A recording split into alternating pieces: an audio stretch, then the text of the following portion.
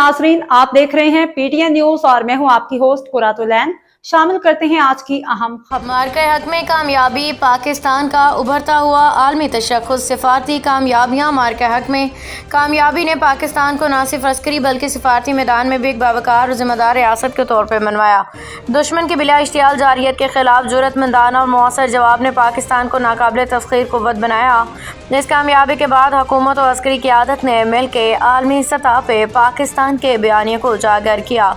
अहम ममालिक के दौरों के जरिए दिफाई, मुआशी, तज़ाविराती शराकतदारियों को नई जिहत दी गई।